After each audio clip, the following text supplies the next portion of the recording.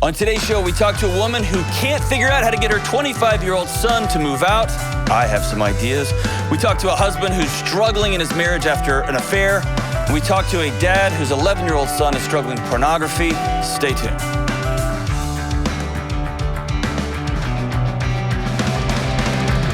What's up, everybody? This is John with the Dr. John Delony Show. Man, we are solving problems. Taking care of your mental health, your physical health. Not your physical health, actually. I'm in the middle of a book writing deadline. And man, yesterday I pretty much ate bags of licorice. I did take some breaks for some chips and salsa. That's how I got my vegetables. Whew, rough couple of days. So, not feeling super great. No, I feel awesome, actually. I don't look super great, but I feel incredible. But we are not talking about your physical health, but we're talking about your mental health, your relationships, talking about everything on this show. And Sarah, can I just say, you have the single greatest Instagram of all of America. It's the most lovely and kind. Every time it just flashes up on my internets. It's so great.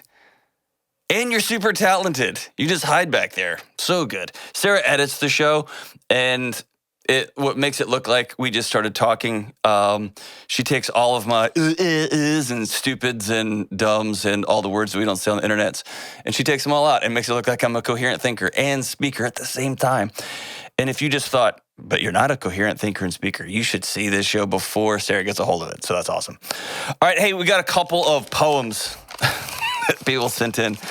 My favorite thing about America is that some of you still use pens and paper and stamps. God bless you. All right, here is an ode to Dr. D. Here we go. I don't know who this is from. I'm just going to say it's from America. In a time that is weird and not very neat, Ramsey added a friend whose name rhymes with meat. I see what you did there. He's honest, he's funny, and awkward for real, but share your emotions and he'll help you deal. He uses wrong words and irritates Kelly. Agreed. Calvary and cavalry make me laugh in my belly. Oh, Mr. Delony, the king of horse noises, horse sounds. You're changing the world with advice that abounds. Well, I'll keep this brief. Well, it's already pretty long. I have stuff to do. Know that you're awesome. We love you too. It's from Kalina. Kalina? Makes my heart feel good, Kalina. Thank you. And one more poem. Somebody sent this in a card. This is a fancy card, like a watercolor card. Hannah D. from Lafayette, Minnesota. I thought Lafayette was in Louisiana, but everyone needs another Lafayette, right? I hate video games. I really, really do. I've got 3 under 3 in my home crew. Whew, you're probably drinking brew. We love to go outside and take the dog on walks, and we have quite the collection of inside special rocks. What does that mean? Is that a drug reference or something? I think so. And on this show, if for the outtakes, we will teach you how to cook meth. We're working on making memories as a family together to give them a childhood my kids happily remember. A happy childhood often doesn't include special rocks, but I'm going to give it to you. Thank you, Hannah D. This is lovely and wonderful. Hey, and Kelly, you sent an email last night. We have listeners in Russia. Yes, we do. Her name was Olga.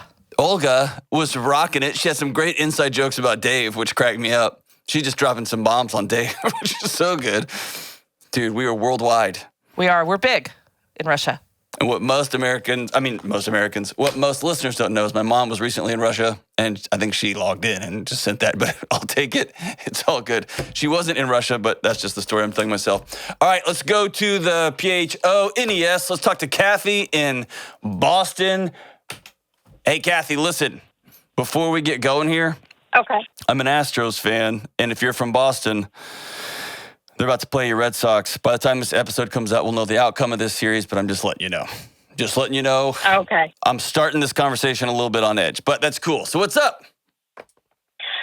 Well, thank you for taking my call. You got it. And I have a situation at home. My husband and I are both 52. And my son is 25. He lives at home. He's been unemployed for a year. He doesn't collect unemployment. And every time we try to get him out of the house, he refuses to leave. And he doesn't want to talk about his past situation with his last job, which I do know what had happened. But he's using that as an excuse to why he can't get a job, that he needs to work things through. What do you mean he won't leave your house? What does that mean? Well, we've tried to kick him out a couple times because he really ticked off me and my husband. How do you try to kick him out? Like, he's a 25-year-old man. You tell him you put all the stuff in the yard, or you call the police. Well, he doesn't leave the house, so it's hard to get into his room and throw everything out. Kathy, this is your house. I know he's your son. I know you love him. But it sounds like you're encouraging him to leave, or you might get loud. But I feel like I'm enabling him. Yeah, absolutely, 1,000%. Why doesn't he work? What happened at the last job? It's a long situation, but basically, Just in one sentence, what happened? He misread a girl's actions, and he got fired for sexual harassment. But he did not, nothing physical happened. Okay, he got fired for sexual harassment, and what does he do? What's his trade? What does he do for a living? What does he want to do? Usually he works in warehouses, but his dream is to be a writer, a director, and he stays at home and he writes. I mean, he's not just playing video games. I mean, he doesn't really play video games, but he's always in his room whenever I go in there. He's either writing, reading, not just playing video games. So here's the thing. He wants... You know why he stays at home? Because it's comfortable. Because he can. You know why he doesn't have a job? Because he can. Why he reads books as a 25-year-old and isn't contributing to your home or to his community or even furthering his career? Because he can. And my guess is there's no way this is new. How long have you guys been propping him up for? Probably since he was really little, huh?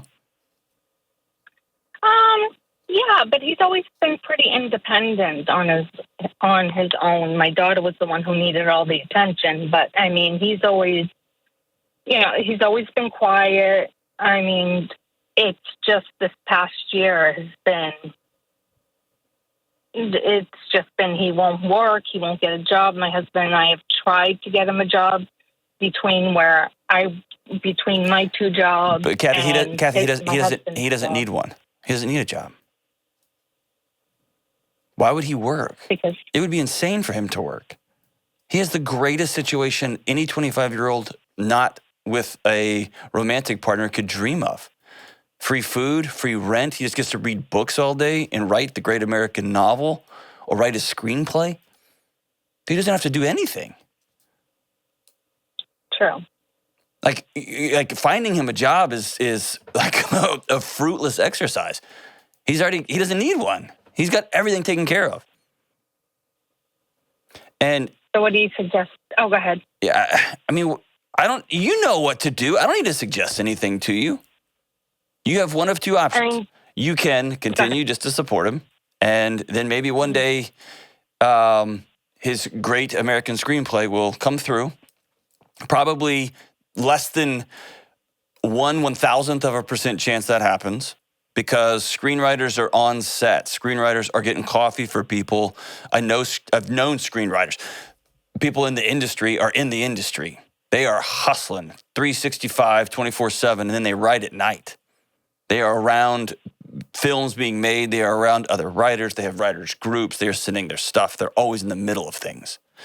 You want to find people who are in the film industry? I work with some of them. They are all over the place. Sarah right here makes movies in the evening and edits them and cuts them. I mean, people who are in that and make it are doing it 24/7, 365. They're not in their mom's house reading books. So he's not going to be successful doing this, but maybe he'll send the email that the great agent opens and such. Or you can give him the greatest gift a parent could give him, which is responsibility, participation, and consequences, accountability. That's love. Right. That's what we want to give him. You don't but want we make him homeless. You don't want to give it to him. You want to give it to him. No, I do want to give it to him. I'm just afraid of making him homeless. He might be homeless, but that won't be you making him. That will be a 25-year-old man choosing it. Do you see the difference? I do. It is not your responsibility if your 25-year-old man of a son chooses to be homeless at this point. Does he have mental health issues? Does he have physical health issues? No physical health issues, but, mental illness does run in the family. I mean, I have my bipolar and anxiety issues. My daughter has her issues. I mean, do I think he's dealing with depression? Yeah. Absolutely. Yeah. Millions of people are dealing with depression. It's been an ugly, ugly couple of years. No question about it. But my guess is at some point, a 24-year-old is sitting there staring at a warehouse and doesn't know what to do next, and then he just cashes out. Here's what I'm going to do. I want you to stay on the line. I'm going to send you something for free for him. I'm going to send you, my friend Ken Coleman has a career assessment. He's got a new book coming out. I'm going to send both of them to you for free. Okay? Oh, thank you. But here's the thing. You're going to give that to him, and then you're going to give him I'm not going to tell you what to do, because here's what's going to happen. I'm going to tell you need to kick him out, which you do, and then you're going to, and then he's going to be homeless, and something's going to happen. You're going to blame me. That's what enablers do. No. Okay? So I wouldn't blame you. if it's my kid, he's out of my house in 30 days. He's out of my house in 60 days. I might even pay his first month's rent of his new one-bedroom apartment. But he's got 60 days, 30 days, and then he's gone. And here's a couple of tools to help you find out what you want to do, because you don't want to do warehouse forever. Maybe you do. Maybe you want to work up the supply chain. You're going to have to write your screenplay at night because you got to eat, brother, because I'm not feeding you anymore. I'm not paying your bills anymore. And Kathy, you know this. You know this, right? I do. I really do. And your husband, he knows this? Absolutely. So who's protecting your son? One of you two is at the last minute goes, no, let's let him stay another night. Who is it? Is it you? Me. Man, love your son enough to hold him responsible for his actions. He's a 25-year-old man. Now's the time. Okay. So I guess in 30 days I'll be throwing his stuff out the window. Hey, I've seen it where it gets ugly. He says, I'm not leaving. And then he's going to call your bluff. And then you got to decide. Yeah, that's what he has been doing. Am I going to call the police? Are we going to take all of his stuff and have it moved out of your home? And actually, it's your stuff unless he purchased it with his own money. So if it's beds and dressers and things that y'all bought, it's y'all's. But at some point, he's going to call your bluff, and you're going to have to decide ahead of time. So take your husband out, and you say, I'm sorry that I've been kicking this can down the road for 5, 10, 15, 20 years. It's time for our son to grow up. And I know it's hard, and I know there's a pandemic and blah, blah, blah. He's got to start grinding. He's got to start figuring out life. As my friend Henry Cloud says, what he's in desperate need is some problems. He needs some actual problems like hunger and shelter to get his butt in gear. He's got to go to work. And if you are 25 at home, working on your screenplay and you don't have a job, go get a job. Figure it out. Man, it's frustrating. Frustrating. And I know it's hard, Kathy. Now's the time. You got to make your move. We'll be right back on the Dr. John Delony Show. Hey, good folks and friends and listeners to the Dr. John Delony Show. The world is bonkers, right? We all know this. And one of the most common questions I get is, how do I find a counselor in the chaos? I've reached out and there's a 6-month waiting list, or I can't afford it, or they only take insurance, or I can't get off work in time to go see somebody and it's way across town. What do I do? Because I want help with my anxiety, my depression, my relationships are hanging on by a thread. I want to be a better mom. I got to process this trauma that happened to me when I was a kid. Where do I find a counselor? So I partnered with BetterHelp because BetterHelp is customized online therapy that offers video, phone, even live chat sessions, so you don't even have to look at your therapist when you're talking to them if you don't want to. I've taken away all your excuses, and it's more affordable than in-person therapy. And these are real licensed therapists. If you reach out to them, you will be talking to somebody within 48 hours. Dr. John Delony Show listeners get 10% off their first month at betterhelp.com/Delony. Please reach out if you need help. That's betterhelp.com/Delony. All right, we're back. Jack, let's go to, not Jack, we're going to Paul in Denver. What's up, Paul? How we doing? Good. How are you? Man, we are rocking on to the break of dawn, brother. Right on. So what's up, man? So let's kind of get straight to it. So my wife and I have been married for about 12 years. After the first year and a half, she had an affair. We ended up getting a divorce within about 3 months of finding out. But then we were young, ended up working things out, went through counseling, got remarried. Fast forward a few years later, while I was at work, she packed up the kids, went to a family member's house. She was only gone for a couple weeks. Got back into counseling, started working on our marriage ourselves, worked things out.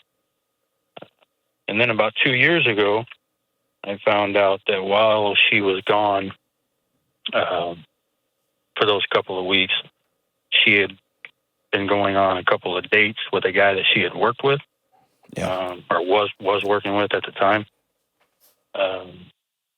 And I found out about that 2 years ago. But that all took place about 5 years before I found out. So you have a thread of mistrust. Your relationship's built on a lack of trust, huh? 100%. You know, and then there's been financial trust issues. Yeah. Right before I found out about this, I found out that she had credit cards that I didn't know about. She had borrowed money from family members to pay the credit cards, so I didn't find out about it. It's kind of been one thing after another. So I guess my question is, I feel like I've forgiven her for a lot of it. I feel like I've set a lot of it down. I still think about it, obviously. Sure. But in return, over the last couple of years, I have felt more emotionally and physically disconnected from her. Sure. She lies to you and cheats on you, man. Your feelings are valid, brother. Yeah. You're right where you need to be, man. This is a hard situation. Yeah. So I guess I'm just trying to figure out how to move forward because, we've got 2 kids that's kind of watching us. We don't fight. We don't argue. We say we love each other. We hug. We kiss. We I guess put on a front, if you will. Mm-hmm. And just trying to figure out how can I either get my marriage back on track or when do you call it enough? Man. Brother Paul, thanks for calling, man. This is a hard phone call for you, isn't it? Yeah, more than you know. Yeah. Because I'm one of those kind of macho guys. I don't talk about stuff, but that's right. I am too, brother. I am too. Like you're a brave guy. I appreciate you calling, dude. I know I can tell in your voice you don't have this conversation very often with very many people, and so it's an honor, and I'm grateful for the call, man. And for what it's worth, you're gonna help a whole bunch of people who are in the exact same situation you're in. So. Bravery's got a ripple effects that can change hearts and legacies of people you'll never meet, brother. So thank you so much. So let's back up. High five to you for using the word set it down, for deciding I'm going to forgive her. I'm not going to poison myself because she made some bad decisions. And you've recognized, hey, man, I was young and immature. I'm sure you contributed to mess inside your home. She's done had some major integrity issues and some violations. I'm sure there was some give and take all through this thing. Is that fair over the last 12 years? Oh, absolutely. All right. Absolutely. So one of the things that's hard when somebody cheats on you or somebody is dishonest with you is you got to look in the mirror and say, did I create an environment where somebody could be safe? Doesn't excuse what they did, but it's good to look in the mirror and be reflective and say, what did I contribute to this thing? Did I set up a world where she had to go hide money because I blew up or I hoarded all the money or fill in the blank, right? So let's fast forward to now. You've been to counseling a few times, you got divorced, you gave it another shot, you got remarried. And now you find yourself in a situation where you're being the one that's not honest. Where you are playing husband, you're playing love, and man, you are 2 inches apart, but 2,000 miles away from that woman. Is that right? Yeah. Yeah. So something about you thinks you are worthy of a woman who cheats on you and worthy of a woman who lies and puts your financial health at risk and is setting a pretty dismal example for your kids. What is it about you, brother, that makes you think, this is kind of just the way this is? Honestly, I don't know. I think I've kind of just held on to everything that we've been through, I guess, in the past, and the fact that I know, I contributed to a lot of the, not necessarily cheat, because that's one thing that I've never been, and I don't agree with it, but I contributed a lot to pushing her away, I guess, throughout the years, whether it was working, drinking, going out with friends, maybe talking down to her at some point, I'm sure. So I kind of hold on to that to say maybe it's my fault, I guess, which is kind of sounds stupid in a way. No, I mean, it's not stupid, brother. You're taking ownership. You're being reflective. That's what being a wise adult who wants to heal his life. You know what I mean? So, man, that's not stupid at all. It doesn't give somebody license to continually abuse you. And it doesn't give license for somebody to lie and put your physical health at risk, to put your financial health at risk, and put your children's health at risk, because you've messed up too. We all have. We've all said things we wish we could take back, and we've all fill in the blank. The real question that we come to right now is this: what do you want to do? You feel stuck, and I want to take the walls off. If you could snap your fingers, what would you do? Be done? Yeah, I mean, yeah. Say it out loud. If I knew. Say it out loud.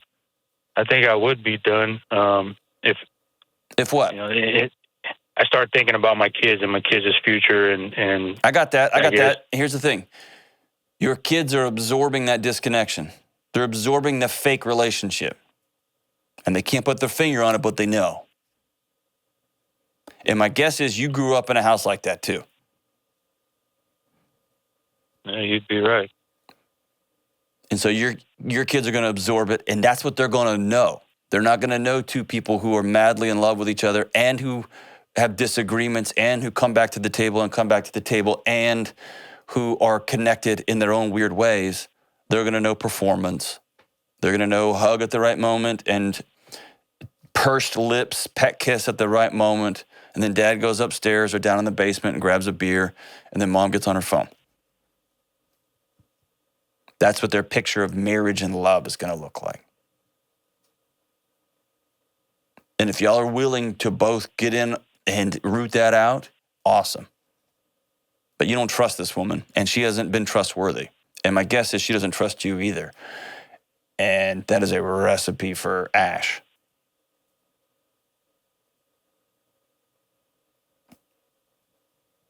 It's fair. Yeah. Is she trustworthy now? Has she changed? Yeah. I mean, I would say she's a completely different person. Just the way she carries herself, the way that she acts, how involved she is. You've given me a bunch of performance attributes. Can you trust her? Yeah. I mean, I think Does she love you? To be honest with you, yeah. Okay, but sorry, I cut you off, man. Be honest with me. Yeah, I do trust her. I do. But there's that doubt, right? Yeah. Just because I trusted her before, and I was always that person that said that she was one of the most honest people I've ever met in my life. And she blew wasn't. up in my face. Yeah. Well, and here's where it blows up in your face, man, because you don't trust you now. Yeah. You don't trust her, but you don't trust yourself either. You don't trust yourself to not snap. You don't trust yourself to not hide, to not stay out too late, not to have one too many drinks. You don't trust yourself to pick the right girl. And until Paul starts trusting Paul again, Paul's not going to be able to trust anybody.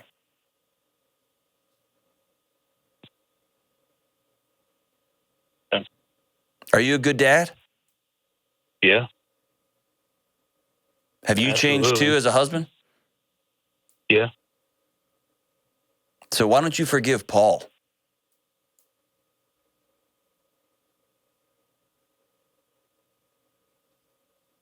I don't know.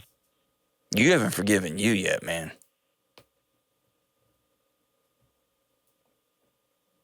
Are you worth? And how do you do that? You write yourself a letter, dear Paul. I'm sorry. I'm sorry that I wasn't the husband that I wanted to be. I'm sorry that I contributed to mess in this home. I'm sorry that I don't trust myself anymore. I'm not sorry that I gave my wife a second, a third, and a fourth chance. And I'm not sorry that I'm trying to be a great dad.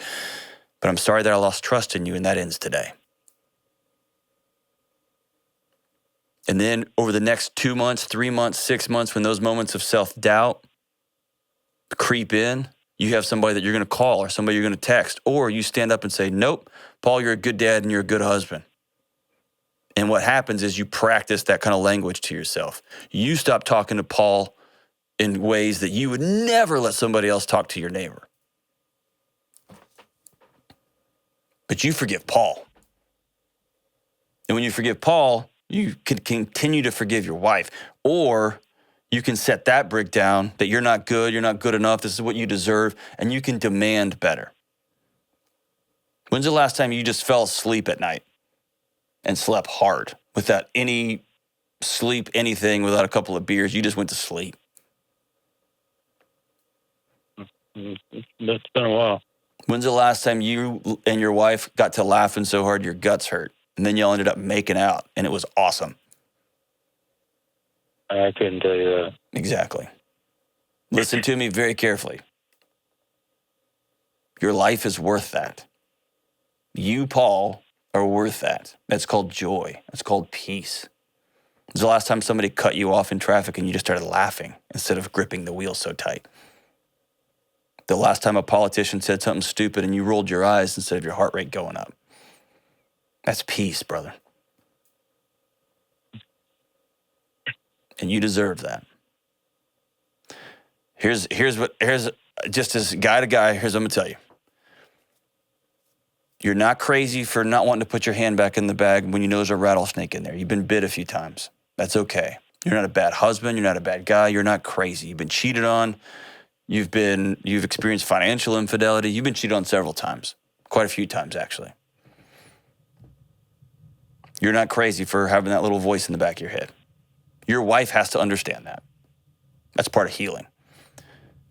You also have to ask for forgiveness, and you got to forgive yourself. If you haven't already, that's the next step for you, brother, is you got to sit down with your wife and say, I'm going to ask you to forgive me.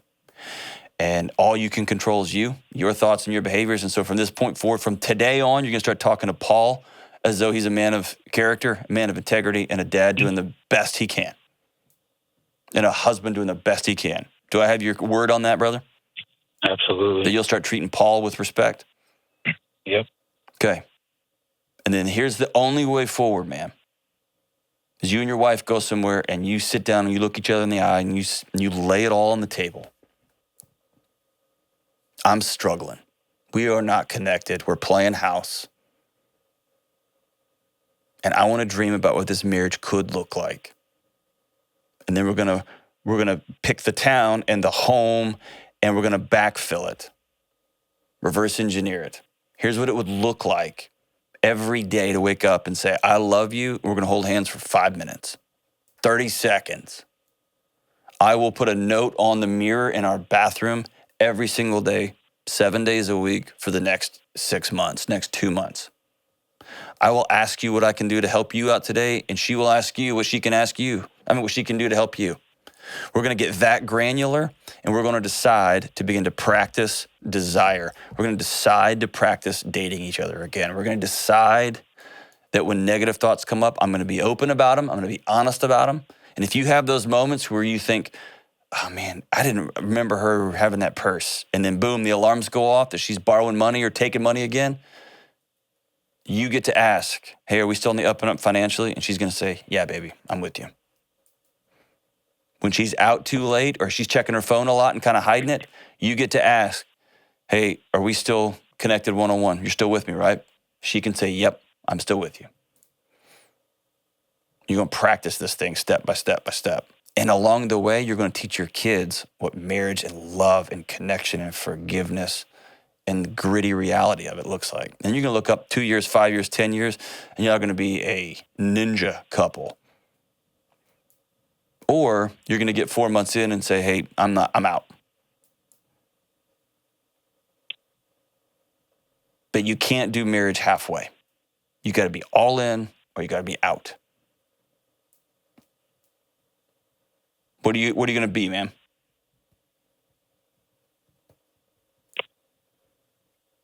You ain't gonna hurt my feelings either way. I'm going home to my wife on my own. You all in or all out?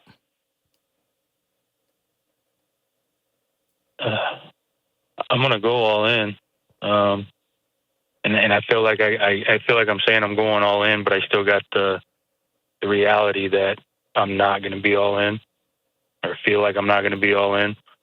Man, I don't know. It's a lot. It is.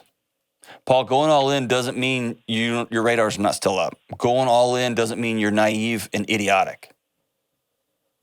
Going all in says I'm going to be honest, intentional, and direct, and we're going to practice this thing until the ship turns around. That's what that means. Going all in says I'm going to stop beating myself up all the time, all the time, all the time. I'm going to forgive Paul. If I have to say sorry to my kids, I'm going to say sorry to my kids. If I got other people in my life I got to say sorry to, I'm going to say sorry to them. I'm going to write myself a letter. I'll do it every day.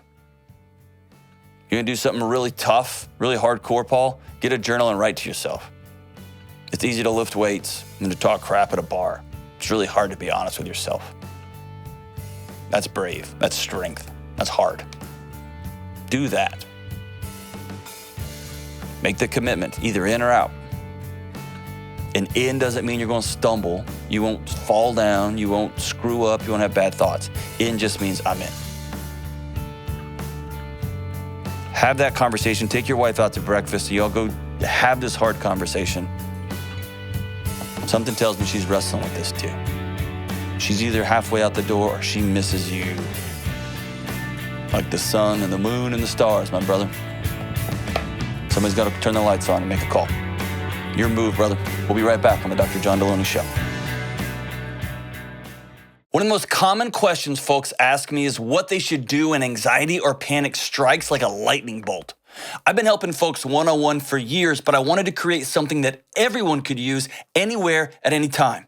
So I created a free guided meditation. It's not really a meditation, but really me just walking with you through your anxiety alarms from start to finish. I'll guide you through a breathing exercise and show you how to lean in, listen, and head towards healing. It is free and it's for everyone. You can download this guided meditation today for free at johndelony.com. All right, we are back. Why do I do that with my voice? I want to be in a metal band so bad.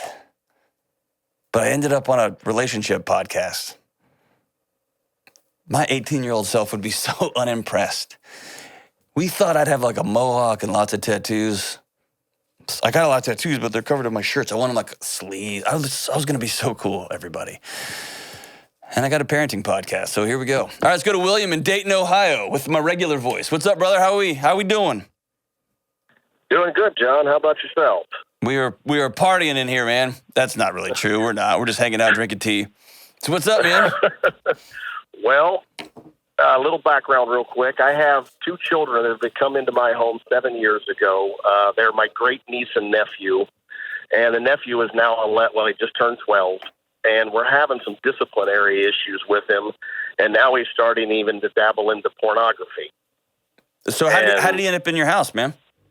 Well, his parents were heroin addicts, and one night we got a call that they were going to be taken by Children's Services. So we said, "We're in. We'll take these kids." What a And stud, next thing I man. know, we're parents again. You know, I mean, we were just about to be paroled from our kids, and here we are again. You know, but It's like you know, you're we just- empty nesters, and then birds from above just fell back into your nest, and you're like, "Oh, here we go." Hey, high five Right. to you, man, for not by your hand but in your lap. A problem, a challenge dropped itself in your front yard, and you married. Yeah. Me and my wife have been married now 17 years. Man, you all stepped up and said, "Come on in," and good for you guys. That's incredible. Is it your brother or your brother-in-law, your sister? It's my nephew's children. Nephew's kids, okay. My sister's son. Okay, So, so yeah. where are they? How are they doing?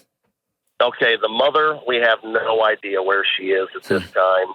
But the father, he is recovering from heroin. He's been clean for a year. Wow. And we have slowly been introducing him back into their lives, but it's been extremely careful.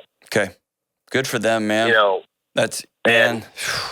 he's totally respected us as far as parents go. He doesn't try to jump up and say, "Hey, I'm their dad. I can say this and I can do." No, whatever we say goes, and he respects us for that. Wow. So that's nice. Hey, that's incredible. That means you're drawing great boundaries. That means even through his healing and recovery, he knows y'all were there for him and for his kids. That's a family that speaks truth to each other. You're a model for folks around. So good for you, brother. So We've worked hard at it. Well, it is hard, man. It's hard work. You got to practice it. It's tough. So you have a 12-year-old little boy, and then your daughter. How old is she? She is 8. Okay. So 12-year-old is into pornography. What you say? There's some disciplinary issues. What's been going on? Well, I mean, I tell you that the boy will lie to you when the truth sounds better. You know, Yeah. You can't trust what he says, and we're almost like helicopter parents to the extreme, because now when he says something, it's your homework. Now we have to go back, check everything, make sure it's all done, because then he's going to fall behind because it's not done. Yeah. You know, and my wife even put together like a clipboard list of them things to do in the evening and in the morning so they can stay on task with their responsibilities. And you can say, "Hey, did you do your clipboard?" "Yep, we did it." "No, they didn't." You gotta basically follow it around and make sure it all gets done. And I mean, we're 7 years in, and my wife and I, we're very proactive parents. You know, we're not the kind of parent that threatens and then doesn't follow through. We absolutely believe that a consequence has to come with a decision that they make, good or bad. You know, there's something going to happen. And, you know, if we feel like if we don't follow through, then we become liars to the children, and we're not going to do that. We're going to follow through. They know what's going to happen. Right. And, you know, that's just the way we've always parented. But like I said, right now, and the boy, he's extremely intelligent. Mm-hmm. He really is. I mean, he was the honor roll last year, but this year he's decided to shuck his responsibilities. And, you know, we're not big video game people and stuff. We don't allow the kids to have free. They don't have cell phones. They don't have iPads and stuff. And if they do use ours, it's under very strict supervision. Sure. But, you know, he would get up in the middle of about 2 weeks ago, he got up in the middle of the night, one of the iPads, and we found him in his bedroom at 3 a.m. looking at porn. Mm-hmm. And I'm like, you know, and I understand puberty. I get all that. But I've tried to explain to him the dangers of what he's messing with. And we're about to have the internet just removed from our house. We don't need it. You know, I mean, it's too dangerous. It's like having a loaded gun in the house. There you go, man. So, number one, you nailed it. Like, I don't begrudge a 12-year-old for wanting to see naked people having sex. Right. He's 12, right? So Right. I want to take off. He's not dysfunctional. He's not screwed up. He's absolutely plugged in normal. That doesn't get my heart rate up. Even figuring out a way at 3 a.m. to find it You know, if back when you were a kid, if you knew your dad had a Playboy hidden somewhere in the house, you'd wait till 2 a.m. and you'd try to find it, right? So that part, You're absolutely right. that part doesn't get my heart rate up. Here's where you have the great challenges that lies before you. A couple of them. Number one, these children, their earliest memories, and when I say memories, I don't mean cognitive memories. I mean memories that have been encoded into their bodies, is one of addicts. Heroin addicts, opiate addicts who were present but not present, and probably no one will ever fully understand what was going on in those homes. In the homes they were in, and the homes that their parents didn't show up and they didn't come back home, or they slept for 3 days, whatever that looked like. Man, we will probably never know what those kids saw and or experienced. You're right. What they do know is that even when you're talking about a heroin addict, it's very similar to an alcoholic. Your mom can be looking you in the eye and be completely not present with you. Or she can disappear in the house on the couch for a day, 2 days, or 3 days at a time. The word I'm getting at here that is encoded into your child, into the kids that you're raising, is disconnection. Yeah. And so your son found some pseudo connection through performance. He made the honor roll, did all the stuff. He's also finding disconnection through doing nothing, because you still reach out to him, you're still loud, you still hold him accountable, and he's seen. The only way through this road, and it's going to be hard, you're talking neural synapse growth. It's going to take weeks and days and months and years. Is he has to understand that he is a being of value and he's got a participation role. The house cannot function without him. And he's going to have to learn the weight of what connection actually means. And for my dad, I knew that he loved me. And when he gave me jobs and I didn't do them, accountability and consequence look like X. Your accountability and consequence is going to have to look different. Here's what I mean by that. Have you heard me talk about? That's why I'm calling. Yeah, that's awesome. Hey, it's awesome. And hey, I don't get a lot of dads who say, I love my kid this much that I'm willing to, I've been running, I was running the run and shoot offense and it's not working. So is it a possibility we can run the ball, right? That's rare that a dad does that, especially a dad on round two. You know everything, and you're still being humble enough to say, is there another way here, man? So, I'm telling you, you're a model for dads out there. Good for you, brother. Well, I thought I knew it. No, I don't. I learned a whole new rule. So here's what I did in my house. Okay, I'm just going to tell you what I did in my house. And you may have heard me say this before, and I'll say it 1,000 times again, is I went to, and it sounds cheesy and it sounds lame. You can do this however it works in your house. When my kids were young, we did it one way. We're about to redo it, and it will be a lot more funny, and we'll be a lot more silly and winking at each other. We'll be a little more sarcastic about it, but the goal and the root is still the same. We went and got a canvas at like a Michael's or one of those craft stores, Crafts, et cetera, one of those kind of stores. And you can use a 2x4. Not 2x4, but like plywood. I don't care how you do it. But we sat together and we created the Delony family values. Here's who we are. And the kids got to speak into it. We tell the truth. We all have adventures. We say yes. We treat each other with dignity. We set up from the floor up. Here's who we are. Here's what it means to be a Delony. And then what I realized I was doing is we'd be about to go fishing, me and my son about to go fishing. He would not have done his chores or something. And then I'd say, well, we're not going fishing. And because you did this, I'm not taking you fishing. And what I did was I began to weaponize my relationship with him. If you don't do what I want, you don't have access to me. What I ended up doing now is I flipped it. The same consequence happens. If he hasn't done his things, he knows that the house relies on, a part of the house functions because he's in this family.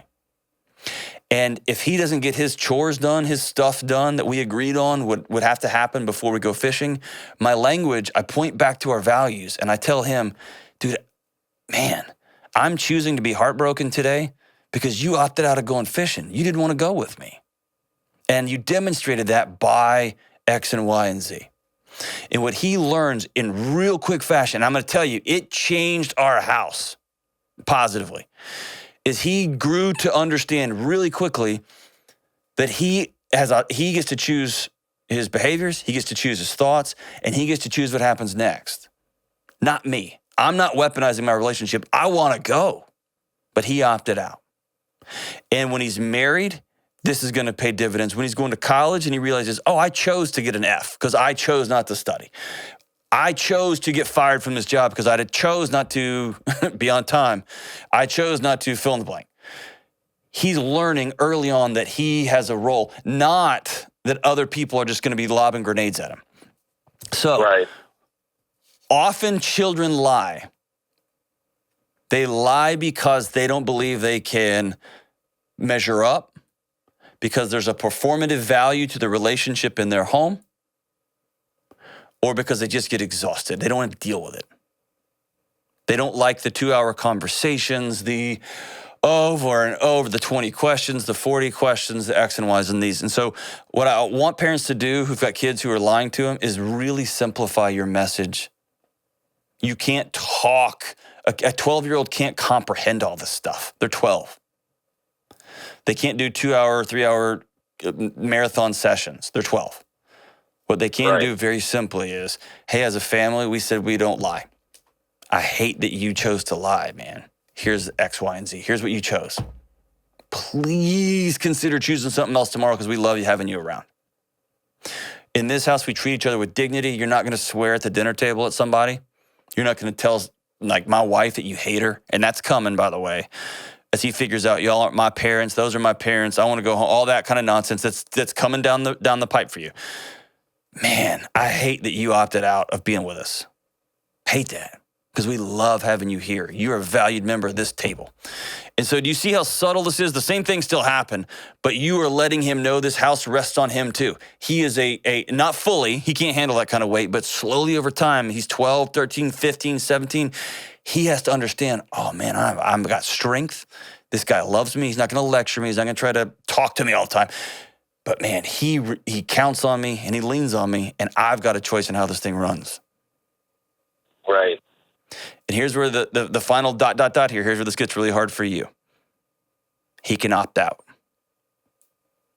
He can opt out. And he's got to own those consequences. He's got to own those choices. But he can't own them until you've trained him on what owning looks like.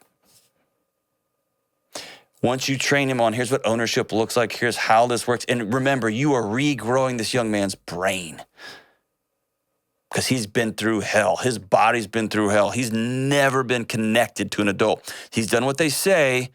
He knows they're bigger than him and more powerful than him, and they provide him food and a roof, but he's never been connected to one.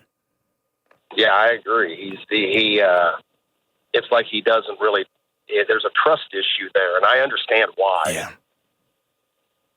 You know, and we just try to keep building that bridge, but he has such a hard time of expressing how he feels about stuff. So he does not know how to put it into words. So here's what I want to give you.